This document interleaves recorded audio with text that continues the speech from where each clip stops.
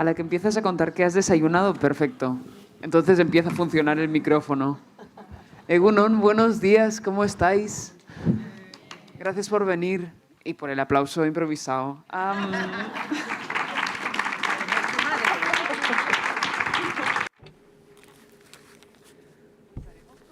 Well, we're going to start this new talk within these conversations in the festival.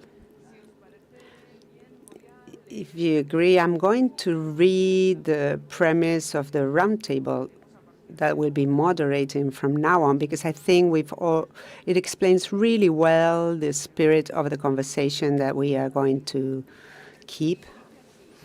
And it says, in a global context where there's increasingly more and more reactionary speeches, some audiovisual sectors, they start to qualify as woke in a despective way those narratives that are engaged with equal rights, and this has been explicitly made to avoid in productions less racialized characters, less LGBT characters, less memory, and less questioning the status quo. And the question is, are we in front of a new type of censorship? What is creating from a critical point of view when we're going back in ideology? This is the reflection that we propose as content, as a tool to resist and to imagine other possible ways to maintain political engagement from the creation, because this is our world, and to protect the right to narrate from our experiences and our voices. And to talk about all this, we have three amazing profiles. I'm starting from my left. Yule Goicoechea, she's a writer, researcher in the Basque University. How are you, Yule? Please use the microphone. I'm fine, thank you. Thank you for your introduction. Silvia Alberto Pale, she's an actress, she's director of Periferias Cimarronas, she's from Barcelona, but we just met. It's a pleasure.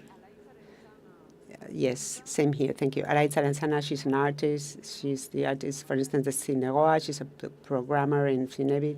How are you, Araitz? I'm fine, thank you. I'm just delighted to be here with you. Well, let's start from specific data.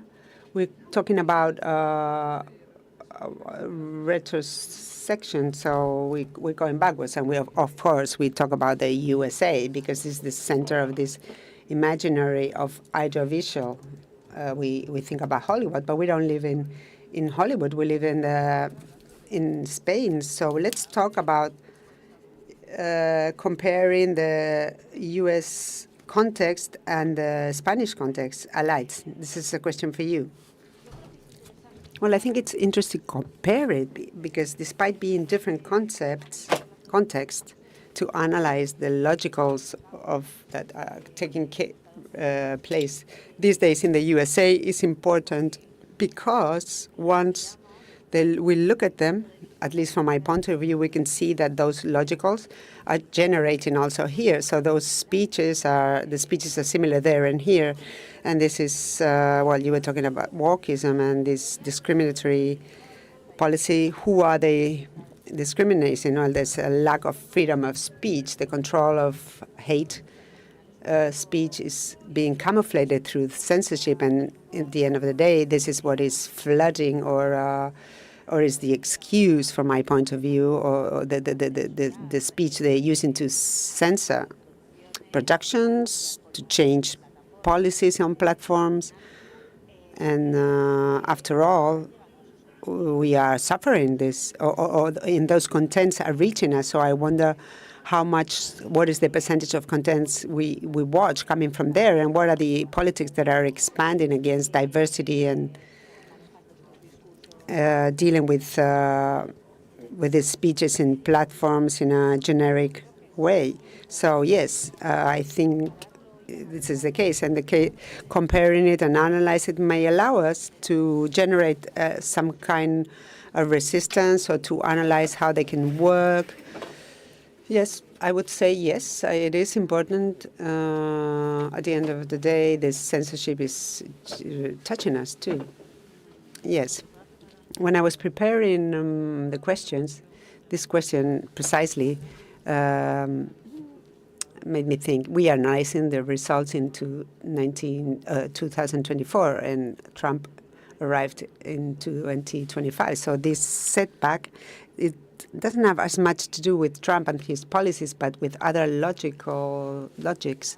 This is something that has been happening for a few years now, but it's easier, or it's more natural to think, oh well, this is the result of cuts, Trump's cuts. But there's more factors, and we should be able to analyze those factors. And also, for me, the ethnical, racial is not comparable here in the USA, because the stories are completely different. The U.S., there's a lot of consciousness of diversity, racism, social consciousness, gender consciousness, despite being a very racist country. But in Spain, there is a lack of consciousness. In the U.S., there's policies, public laws who support people, and in Spain, this is non-existent. We're still on the stage of accepting that this is a racist territory, that xenophobia exists, there's immigration, that there's people that are Afro-Spanish, Afro-Basque, Afro-Catalan, and there's a lack of historic memory with regards to racialization in this territory. And this makes it very difficult to compare both territories. Well, Yule, I want to bring up a question that I want to ask you something about, something Aleid brought up. She talked about censorship. So what's the point of talking about, or how do we talk about censorship when we're talking about setback and inclusive policy? Well, speaking of censorship, it's very important, but it's equally important to say that there's always been censorship. It's a mechanism that every political system has used, including those that are democratic. It is a structural censorship, but we have to analyze the context. Well, we know that fascism set back to 20 years back when they started to privatize the state and everything that we had made public in the 20th century. Once you start to impoverish the society, so the most underground people or sectors are the ones who are going to suffer most. But this impoverishment process, who are going to be angry about it? Well, the white men. We see their reaction, in this case, part of the working class, because the elite, of course, it's an elite. And we have to talk about reaction in censorship in this context, in the context of going back to fascism or post-fascism. We don't know what kind of authoritarianism it is. Not the same as in the 30s. But let's talk about it like this: current within reactionarism, because part of the left is there too. We live in societies that are based on the white man's supremacy. So everything that is far from it is the further it is, the worse it is, and the more you're going to suffer from censorship, from an unnatural and standardized way. So sometimes when we see censorship, it's not that it didn't exist before, but we might have politicized it, or at least part of it. And I like to mention, at least in this, more than censorship specifically, but films like Oppenheimer, which are just something absolutely barbaric. White, intelligent man is going to save the world. And this is where we learn at school and what you're told in history. And nobody says, well, yes, racialized people do. But in general, nobody has stood up and there hasn't been a surprise when the violence is more direct. It's a naturalized narrative that the white man is just the shit. Because diversity is everything that is not white. So more than diversity, and I would like to talk about violence, exploitation, and dispossession, because that's ultimately the problem. The last report that CMIMA came out with, and I think Nerea Barjola is here, she's one of the authors, and they say it all the time. There's 63% of women who already identify all sorts of aggression. They don't suffer them, maybe, but they identify them. But impunity is almost absolute. Nothing is reported. 92% of the aggressions aren't reported. So what are we talking about when we talk about censorship? We're talking about a system of exploitation of bodies that live with fear from morning to night. So every time we talk about it, it is advisable to talk about the structure, the dominant structure, and then talk about diversity. Do you want to add anything to what Yule just commented? Because I think it's very interesting to start questioning if we have to exist in the representation as a resistance, or on the contrary, should we focus on other aspects or prioritize other aspects as an act of defense? What do you think?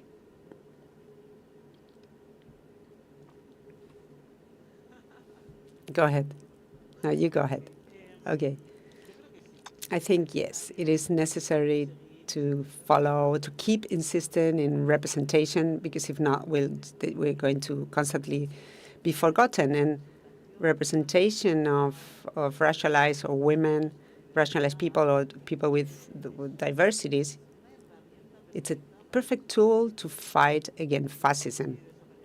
If we disappear from the scene, from the media, from TVs, from the films, people are going to believe that Spain is a white space, white territory with some most white men or white women who follow the standards. But if we insist and we carve deeper in the story from the memory, our bodies at the end will transform the narrative and will make it richer. I like to always take the chance to tell this story. Are there people from the Basque Country here? Some people. Does anybody remember the Ertzainak, the Basque police? There were two Ertzainak, Basque police. Do you remember them? Oh, sorry. Ertzaina is the Basque police. Do you remember them, more or less? There were two Ertzainas in the 70s in San Sebastián, in the San Sebastián area. National Police. Yeah, maybe it was the National Police in the 70s in San Sebastián. Their sons and daughters were still here. Well, Spain was Guinea was a colony. Oh, it was a local policeman. There you go.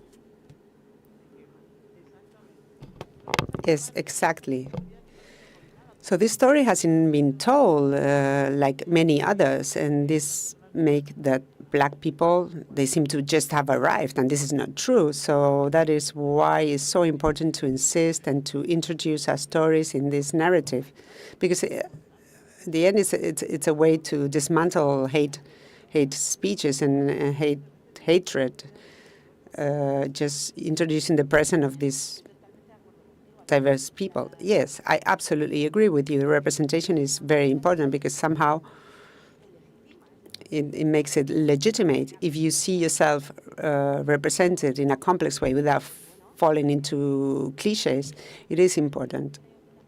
I think that contents, films, whatever, audiovisual content in general, beyond films, I don't think they're as much as a reflective of the world, but they build worlds. See how these people are in the center. Oh, these people don't exist, and you feel uncomfortable many times. Like, where do you place yourself? You don't see yourself representative. In a way, it's like avoiding you, voiding you.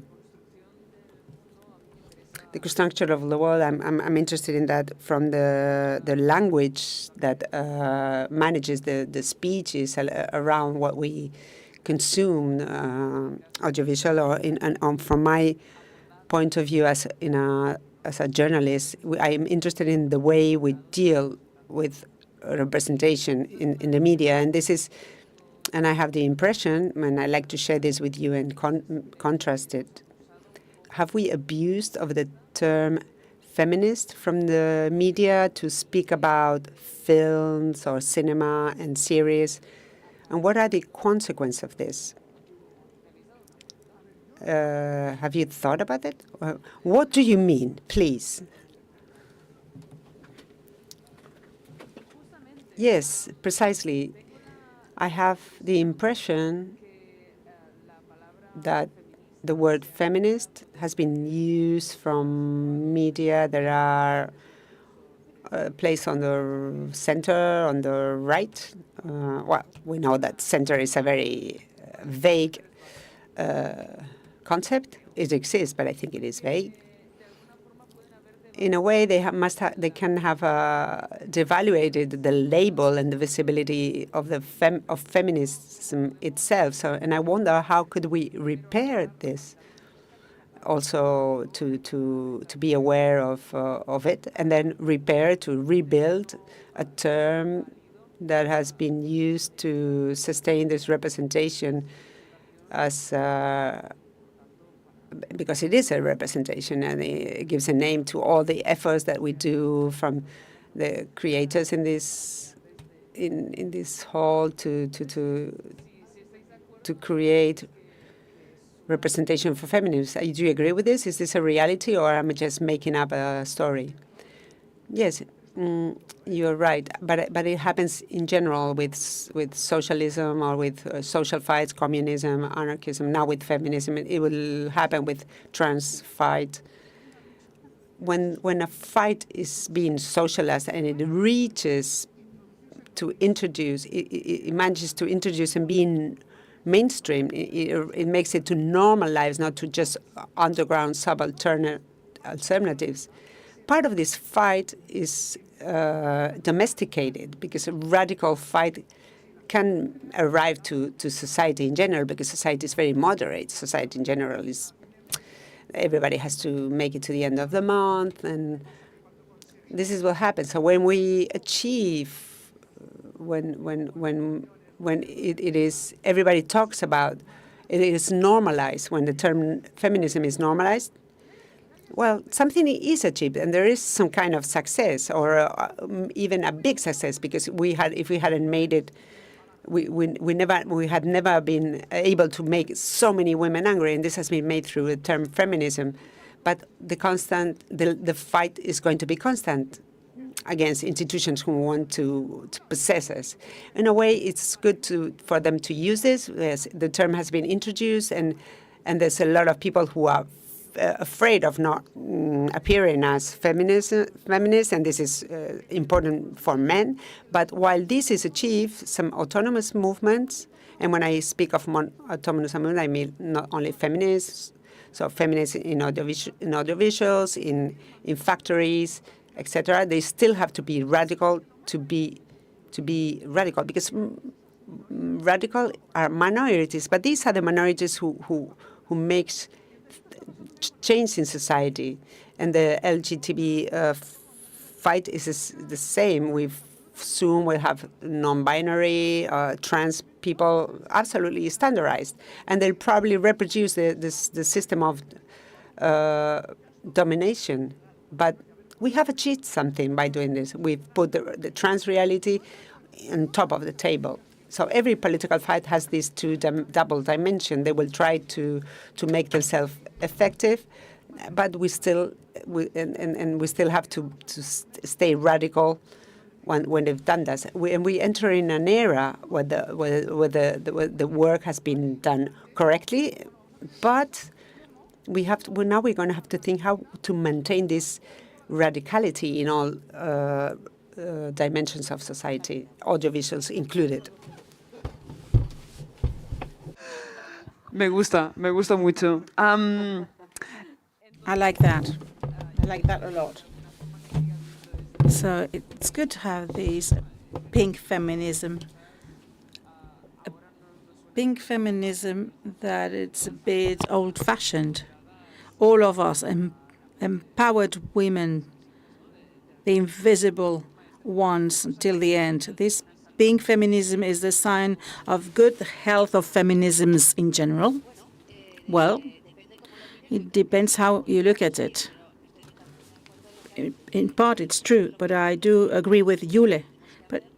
But we shouldn't confuse this type of feminism with ours, the queer LGBTQ plus feminism, because there are many feminisms. We need to pay attention and be careful to introduce other narratives that start from other realities. There are more radical perspectives. It's very naive, but maybe, luckily, maybe this pinkish feminism becomes more radical with time. That's my belief. Well, the pink feminism goes towards black people, how black people and racialized stories are not fashionable anymore. The Black Lives Matter is out-fashioned, and now Netflix was supporting diversity, but now it's not supporting it anymore. Netflix is not supporting directors or female script writers or Afro-American directors. So this is lost. Something was lost. And it's like a grieving at the moment. What is the fashionable feminism now? I'm sorry for this question. It's a delicate subject. Which is the fashionable feminism now? Well, it's not about fashionable. Anti-racism or feminism. What is the nice framework they want to set up from neoliberalism? Because institutions are in the hands of neoliberals. So there's the frame.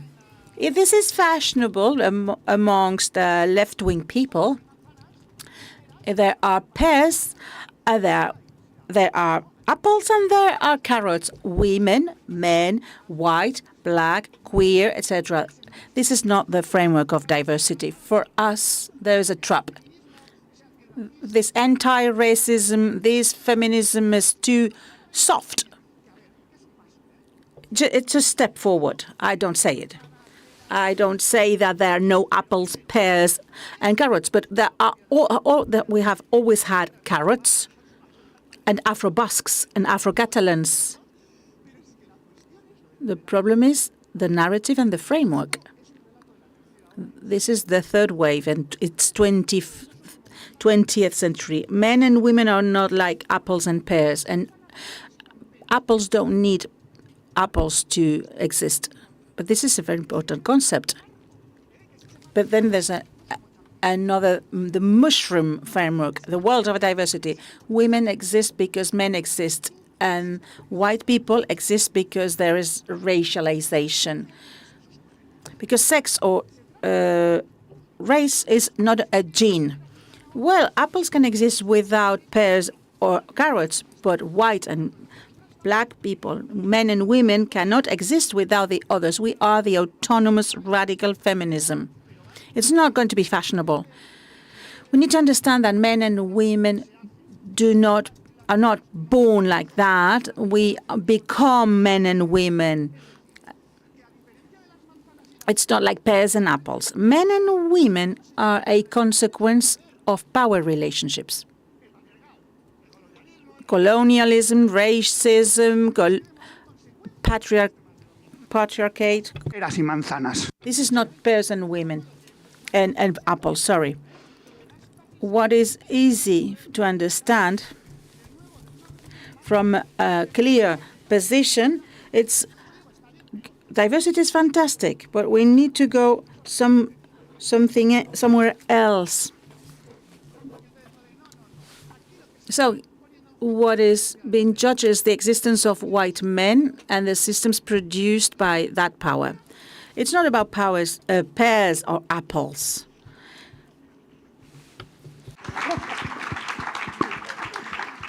¿Queréis añadir algo más? No, yo rayaría que justamente como está. I would just note that the decolonialism is fashionable. We speak about decolonizing museums. To decolonize, what does it mean? What is the decolonial practice? But there is neocolonialism too. Let's do some introspection. We could speak for hours about this. Decolonize can be, decolonizing could be fashionable, but it has to be more than words, more than labels, or more than a quota to get a subsidy. There should be a real internal work and a recognition that is not possible because people don't understand what is neocolonialism, because we don't accept the consequences of colonialism. We cannot be decolonial, even though the world wants to convince us that we are all decolonialists. Well, the trans label was similar to that. Everything was transitional. Everything was trans. Well, what is that exactly? What is transitioning? It's an empty verb, transitioning. In the discourses that were generated several years ago, especially in the world of cinema. I will speak about the word woke. Let's talk about the woke movement. What is woke now? And if we apply it to the world of cinema, what is this? Is this helping us? Is this benefiting us? Or is this a barrier? Is this helping us or not to speak about woke and the expressions around it?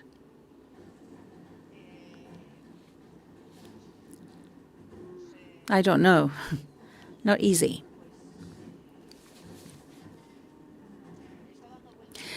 I've been thinking about this question.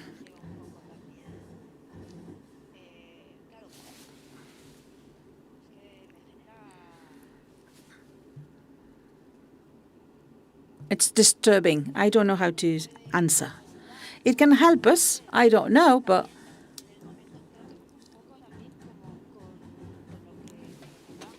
we spoke about pink feminism and feminisms, and this is another term. It's a more complex terminology here with woke. I couldn't say. Maybe it helps us. Depends how you use it. What is the context? What do you use it for? It's being used in a depolitizing way to empty it from its content. It depends on the context and how we announce it, how we frame it, this concept woke. I don't think there's a general answer for this. We need to specify how and where do we use woke. I think it could be dangerous too. It's like a caricature. It's like empty of sense. We should speak about anti-woke people. Woke comes from Afro-American battles, anti-racist fights, and Me Too is recovering that. But woke, what is that? All people who are in favor of social justice. But then, Pedro Sánchez could be there too. And let's talk about the anti-woke people.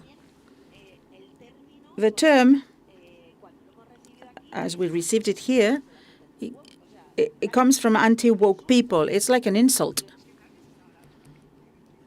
Nobody is identifying as a woke because anti-woke and fascist people are criticizing woke people. The anti-fascist subject is the woke people. We're talking about feminists, and racism, but socialism is not there anymore. Who's in the target? Woke people and ecologist people. And what we know is that woke is a bad word today. We then identify fascism here in the Basque Country, in Catalonia, but many people are using this as an insult. Oh, these ladies are woke.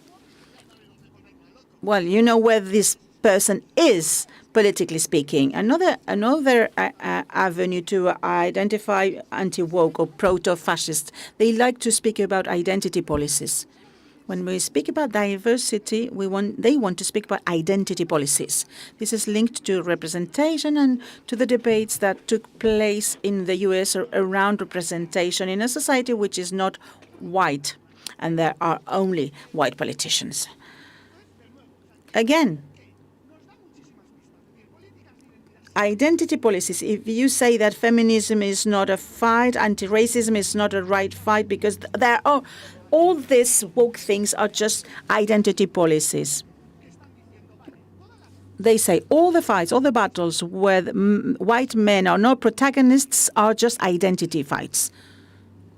They define themselves. So these are not identity battles. You cannot imagine what type of battles. But they just say this is a woke person, that's all. It's hierarchy. They want to put you in a box. It's not a material battle. They say it's identity battle. We have a lot of fights and battles around us. These are different struggles, but they say, no, all the woke people are in identity struggles. I'm not separating identity and material struggles. The overrepresented white men are in power. They have the whole of the power. They say this is an identity struggle and put us in a box. They don't call them fascists, but they are. There are many struggles. That's my conclusion. Yes, I do agree. It represents me, yes. I was wondering if woke could be the result of a crisis of political imagination. We have no muscle to respond with new images. We have no weapons left. Is this a crisis of political imagination? We cannot imagine different alternatives of different potential futures.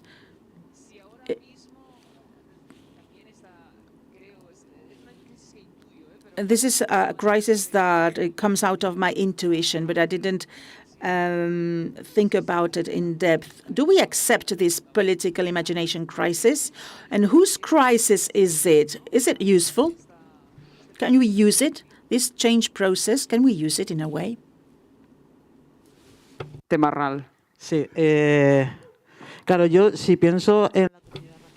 I'm thinking about this racialized community and black women. I see no crisis.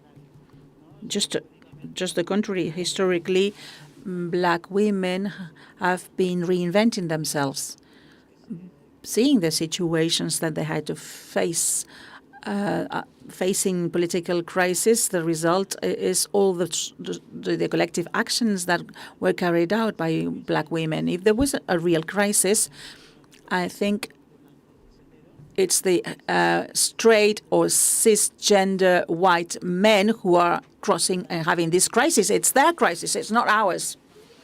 We are all here, and it's not our crisis. We are in abundance here.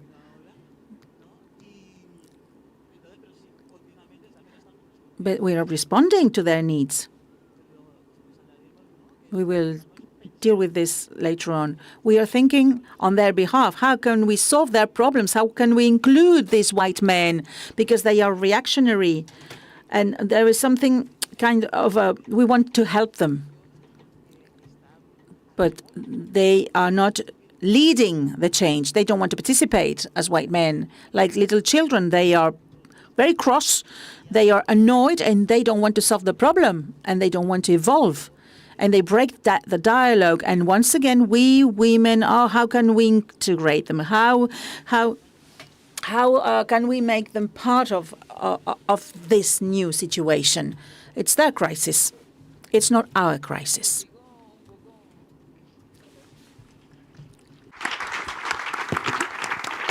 Sigo un poco con lo... Okay.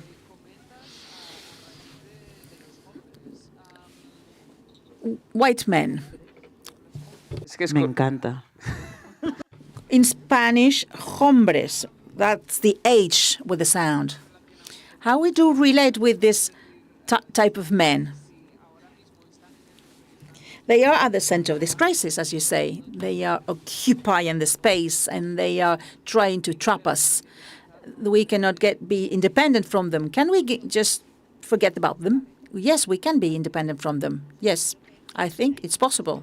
There are moments where we will have to coexist, but we can live without them.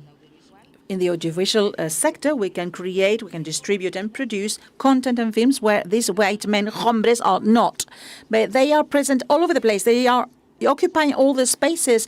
We are a very small place here in this festival. They are all over the place. We don't occupy so many spaces. Let's see the production. How many films in this festival that represent us? How many? Let's concentrate. Let's focus on our topic, in our place, and just forget about them. Statuitza feminista, or statuintza in Basque, is a word that refers to the state. It's the feminist, living feminism and marching feminism. It's about political structures, marching feminism to create new subjects with education, with health systems, etc. And we have different standards. The new rules, and non-mixed parliament. In all mixed organizations, groups of women having a veto right, because businessmen and men have veto rights. But now we want veto by women. The possibility of fact of vetoing on family, work, films. We need to organize places where only feminist women are present. A unilateral decision. So, of course, we need to take part, and racialized women have to participate with other women. You have to respect spaces that are non-mixed. You're totally out because men have been covering those positions. So we need to have non-mixed parliaments, autonomous struggles, non-mixed struggles, in order to decolonize, commercialize, and decolonize. The problem is that we don't govern, we don't rule. We don't rule and we don't govern anything, not even the audiovisual sector. How can we rule? Start ruling. How can we get power? Power, we have to be smart, we have to be elegant with alliances, but we don't ask for power. You make power, and you have to make it. Okay. By excluding men, and I do agree with that, what happens with black men? What happens with Arab men, with gypsy men? Because they never had power. They're not in this festival. They are excluded continuously. When we speak about the man, the white, cisgender, and straight man, these men have a lot of spaces, but other men don't have their place. This is the same struggle as ours at the beginning. Then we will continue to see that they're still men anyway, so we need to have a dialogue with this type of men. Yes. Around this panel, there's no crisis of imagination. I'd like to go back to a concept that you introduced, abundance. You spoke about abundance. How can we work in abundance? being a feminist, left-wing feminist in a context as today's context where it's so difficult to think positively. How can we work in abundance? What is your desire, your wishes? What are your wishes in your daily life, in your daily imagination when you think about representation, diversity, diversity, talking about the audiovisual sector, basically. We wish and we desire what we see. We need to see to desire or to wish. We need to wish in order to live. If we don't not desire anything, we're not alive. I want to see images and pictures in movies where I am represented, where there are black women who are happy and enjoying life, not just poor black women suffering all the time in films and series, but many other black women are not suffering like that. They are opening new images, new worlds, new futures. We can really live in these countries. In some places, we can be more than just a black woman suffering in a movie. And then another word I liked was desire, or wish, and enjoyment. If we enjoy, if we have pleasure, if we enjoy life, what others do, we don't care, because we need to enjoy life. This is happening to us and to men and to many other people. Many people are nervous, irritated, and people have crappy life, and they need therapy for everything. They are bitter, they are embittered. Internally, many people are bitter and they have to solve this with their own lives. But what about happy women?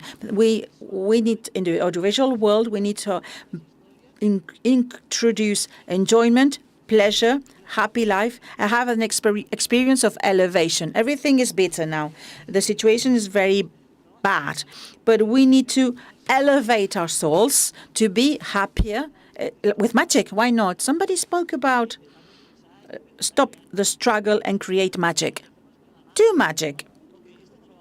This is not going to be solved with words. We need like a miracle or a magic action with justice, with anyone, with magic. Black communities have been struggling for many years. And what about anti-racism, celebration? We need love, and we need meeting points. We need to be a body, and we need to be happy and enjoy. We need more contact with enjoyment in order to continue doing things.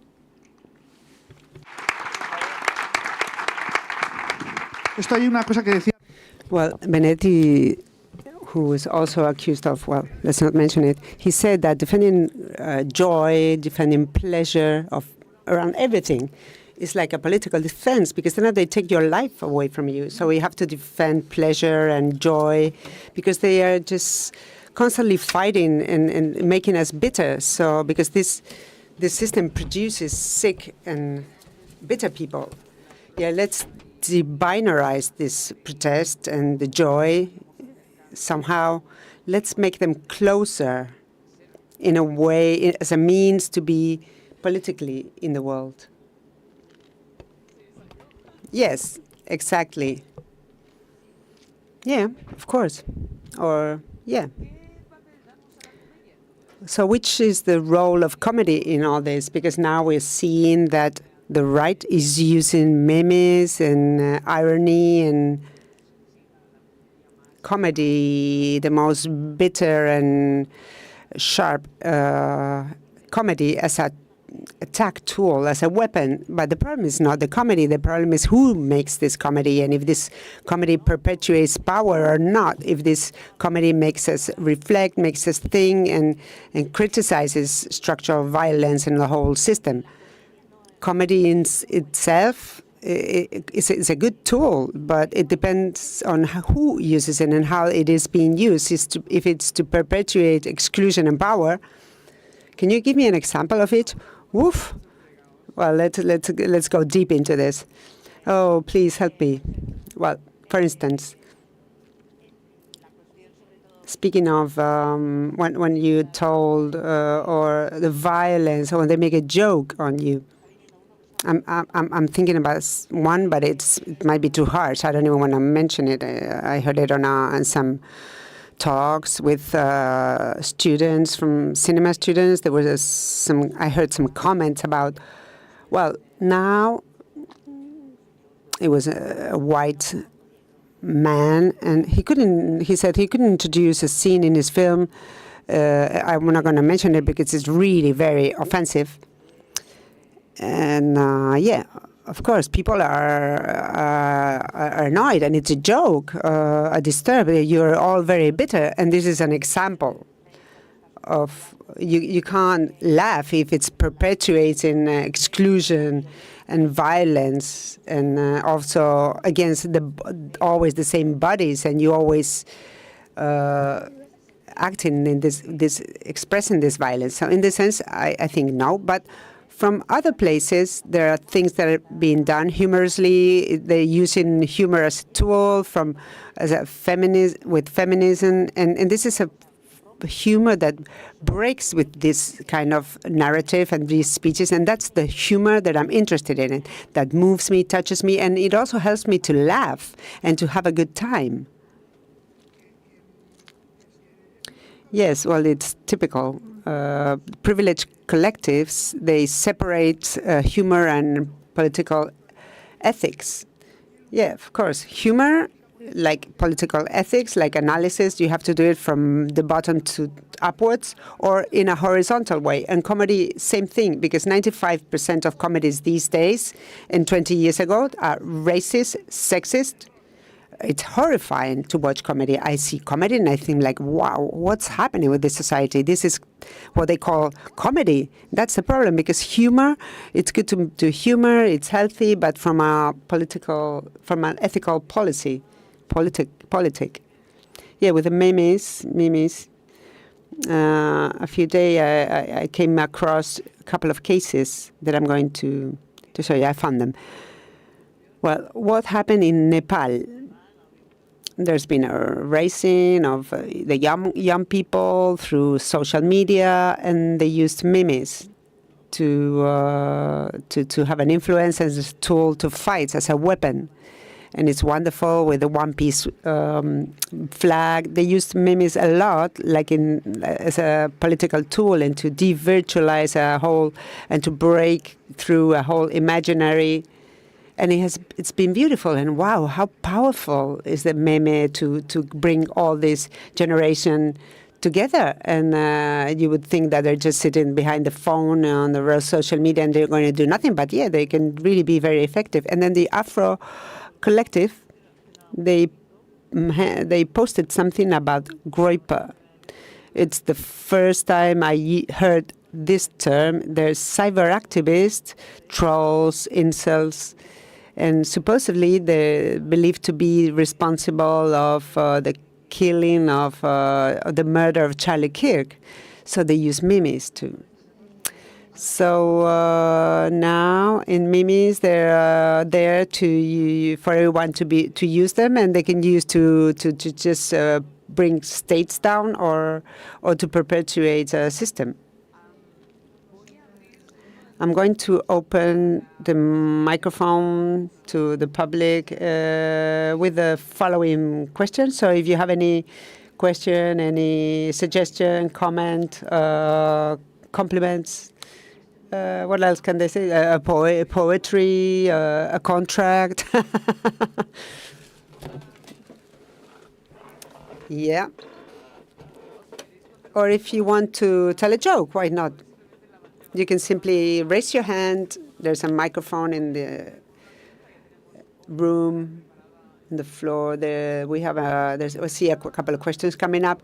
I'd like to ask you to share with the audience What are the films, audiences that have really charged your batteries as feminists and activists lately? What are the films or series that we could recommend and share that you think are nutritious, mainstream, or not mainstream? Why not? We're San Sebastian Film Festival. We have the Zabaltegui section next door. Fantastic one. I have one. Sinners. I watched Sinners.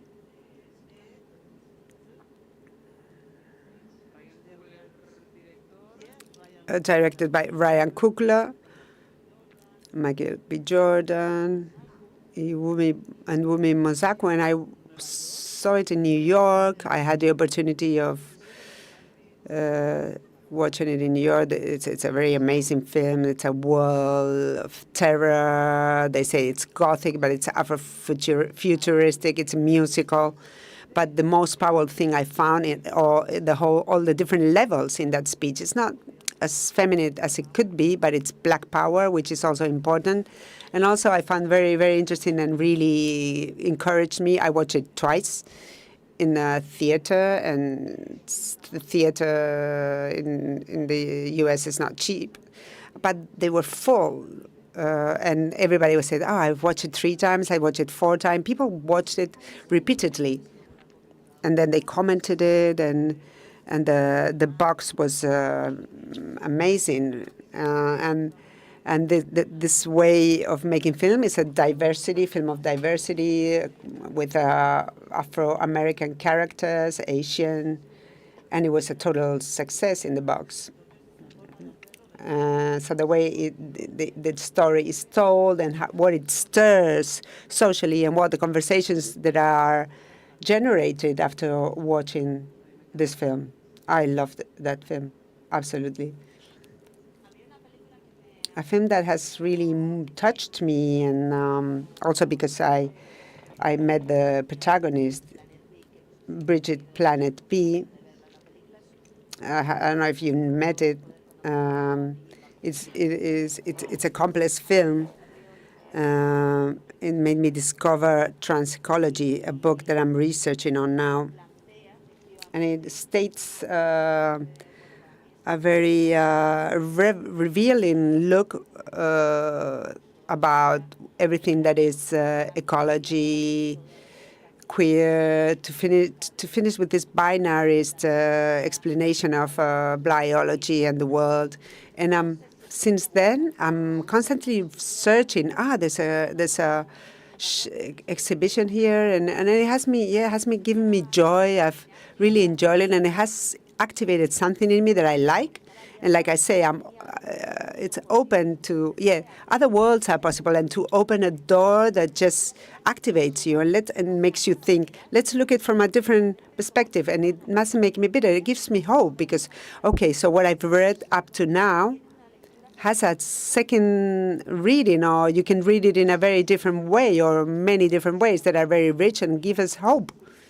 And for me, Brigitte means this. We had the chance to listen to her, and it was, wow. Brigitte Baptiste, she was invited by Cineroac in this last edition, Planet B, and the book, Transecology. If you have the chance to give a hand on it, and the interviews, there's many interviews, and then in the internet. Pecadores, Sinners is in Movistar Plus, and Border, which is in filming, Agnieszka Holland, who is presenting in her new film, The Official Selection. It's a film about trans species people. No, it's not Border. Sorry, I can't remember. Alia Basim. Yeah, it's in filming. It is trans species people. It's like a fiction, but actually what it shows is, the way I want to understand it is, and we're here with all the audiovisual experts. So it says how fictions are sometimes real, and we think that fiction is not real, but women and men it's a fiction that we've built. States are fiction that are very well built, and merchandise is a fiction, like Marx used to say, very well built fiction. So the narratives, well, we have to really think that we need tools to create our own fictions and to make them reality. Because if we don't naturalize and we think that fiction doesn't exist and what exists has always been existed, I want to remind you that we all stem from a unicellular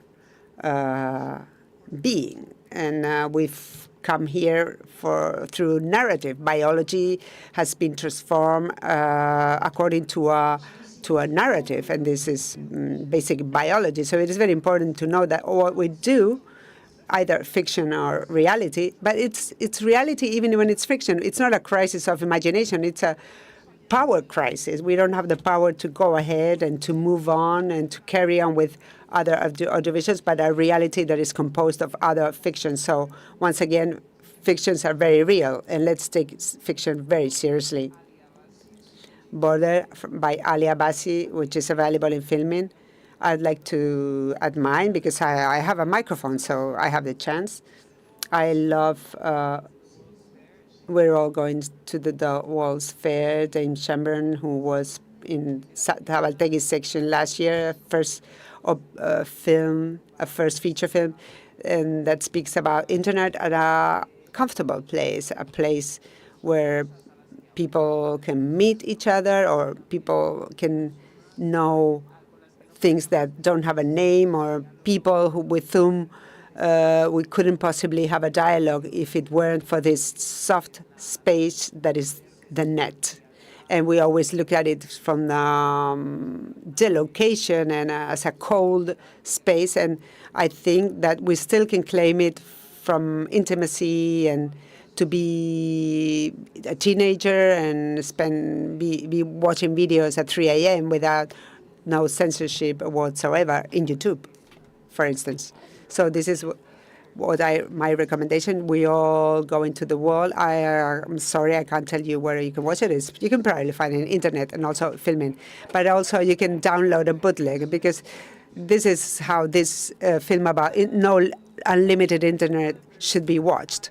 Let's open the microphone. I see a question there in the back row.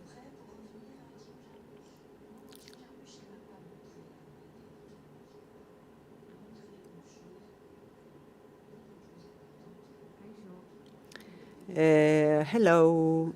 I wanted to just break scene, or maybe I have to sorry because it's a very personal opinion, but I want to speak about women that are over 50 or ageism. I think it's quite invisible. So when we talk about diversity, I think that it doesn't have a presence, and I also would like to hear a debate about it. I don't think it's just a problem that affects actresses, but I think it affects all creators. Do you think it's a center question, or do you consider that we should talk about ageism? Well, yeah, of course, but it's about women that are not in a reproduction age, or that are not Barbies, but it's all still related to patriarchy. With a certain body, selecting, because, well, the men don't have that problem. Old men are everywhere. Presidents, general, they have dementia, but they're still there. They're presidents. Yes, and everything has to do with race as well. Women over 50 in audiovisuals, they should be in a position of power. Racialized women, they're never in that position of power. There's no chance to do a generation change. It's impossible to move on. And this invisibilization is what is our reality. You'll see very little women over 50 in audiovisual, for instance. Vicenta Ndongo, she's an actress, but she's also a scriptwriter, and she's trying to carry on a project, an audiovisual project. Vicenta Ndongo is a Ciudad de Barcelona Culture Prize, and her audiovisual projects are just hidden in a drawer. So it's part of this is part of today's reality, and it's the representation. What is in the center of representation? What we said before: white men, heterosexual men, medium, upper high class. What do they want to watch? What they want to see? They don't want to see bodies. They're not interested in women over 50s. See, they want to see the reality, because this is what happened with Oppenheimer. They just erased the reality. They just removed the world. They put their bombs and they killed all indigenous or animals. And this is the reality they want to see, but it's not true reality. Well, but reality is stubborn. That's a good thing, because it comes back and comes back, and it doesn't just give in. Well, I can see a hand on the second row in the hallway. Oh, you're going to do your sport of the week. Hello, thank you very much. This has been such an interesting talk, all four of you. Thank you. Regarding life, sometimes I think, do we have a narrative, our own narrative, built or unbuilt or deconstructed, or do we copy the stories that we have been imposed? We live in a world that probably has no their own narratives, and we don't even realize what is the role of women, because white men, well, they can do whatever they want, but what happens with us, white women, or mixed, or black, sometimes all women in general, it doesn't matter, big, fat, thin, tall, small. What is our role, and what can we do? Because I was hearing you, and I thought about something in Uruguay. I'm from Uruguay. There's a march of silence, and it's impressive. You just completely touched, and there's more and more people every time, that all the people that were killed in the dictatorship, and now it doesn't matter. Everybody walks in silence, and this is such a great way to claim something. And maybe we have to change our narrative to integrate everybody, all women. Well, I don't know. Maybe this is an idea. I think narratives are just coming up more and more. There's more and more narratives. Maybe sometimes they don't come to the light, or they don't reach reach the mainstream. But as a programmer and as part of the team of Cinegoac, all the films we watch, there are many stories, and some of them are really powerful. But maybe the distribution of this type of films is not mainstream. But they exist. There are many, many powerful films, and they tell stories from many different points of views, many different realities, and with new paradigms. I love that, and sometimes I say my job as a programmer is amazing, because it makes me discover so many different realities and stories and lives, and also how to live life or how they live it in different places. There isn't a problem at that level. There is more and more stories, but I really think that we have to be responsible, and they mentioned it before on the previous talk, on the La Furia, discovering Nina Menke's Brainwash documentary. It was very important, and I think that we have to see how we have to unlearn that audiovisual language that is still being taught to portray the body as a very unique, one single way.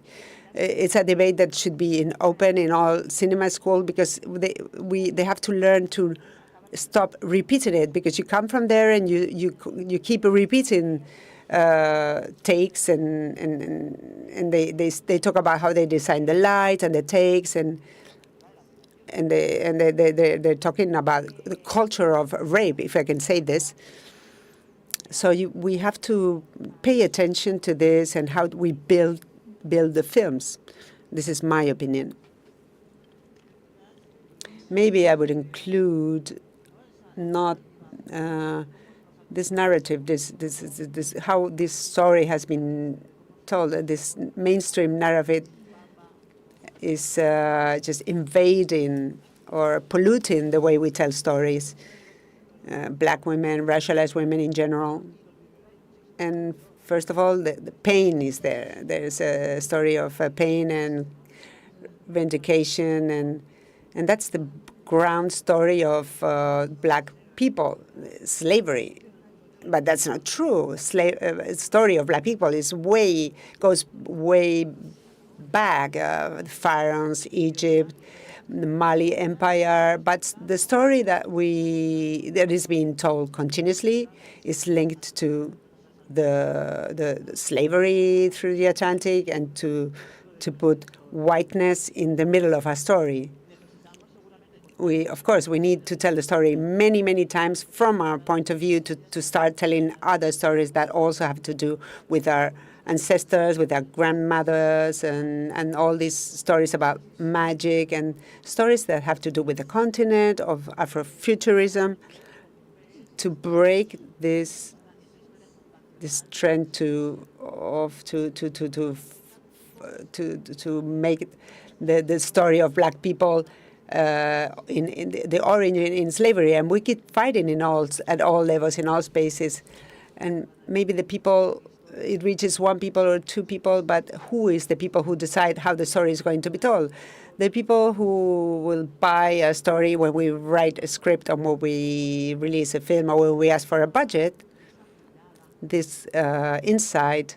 What are they looking for? What do they expect to hear? Do they hear that we are brave, happy, resilient, or do they want to hear the speech they've been using and keep feeling comfortable? And so it makes the society comfortable, and it's going to make it sell. So there's hundreds, thousands of stories, but maybe what we lack is the possibility of being told, because they are not financed. Yeah, it's a war of senses and narratives. I think what you mentioned about silence is just brutal, because a lot of people, or I include myself, we need to shut up more and listen. But if there's no other new narratives, there will no future. So it depends on the life depends on the narrative and the stories. We see another hand on the two more, and we briefly have to wrap it up. Thank you. It's been lovely to hear you. But thinking about this subject, and I heard the other day a talk, and somebody asked, why aren't they the series where lesbian women are protagonists don't exist? And this brings us to decision making. I think that every time I'm more and more convinced to stop using some terms, empowering, because every woman is empowered. Okay, thank you. Enough. Heteropatriarchy is another of the words. Be careful, because allies, groups, well, there are Arab men, but when they're in their country, they're not allied. They're for women. So they're people who have power that belong to these groups of people, and they have power, but they don't want to share it with women or with a certain type of women who could at the end be a threat. And this is really something it's very visible. So I think the left, and I want to come back to a speech it's been mentioned, Vox is not creating racism. They're just taking advantage of the racism, and they're telling us that Vox is creating racism in Spain. Some speakers, they're left-wing, and they're all white. And they have no self-experience. They haven't got a clue, because a lot of people from the left are creating their own narrative from dominance and